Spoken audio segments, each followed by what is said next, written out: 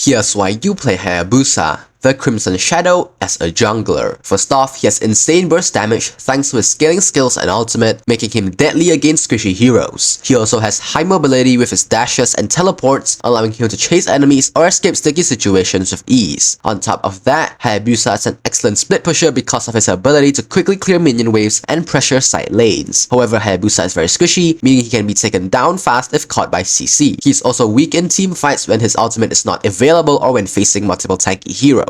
Lastly, he requires high mechanical skill to be effective, making him punishing for beginners. Hayabusa's passive, Ninjutsu Trace of Shadow, lets his attacks apply a stack of Shadow Mark, increasing the damage he deals to the marked enemy up to a maximum of 4 stacks. This allows Hayabusa to build up stronger combos and make his ultimate more lethal when used on marked targets. Hayabusa's first skill, Ninjutsu Phantom Shuriken, throws 3 shurikens forward that returns to him. They deal damage and slow enemies hit. This is his main poke and damage skill, especially when combined with more phantoms.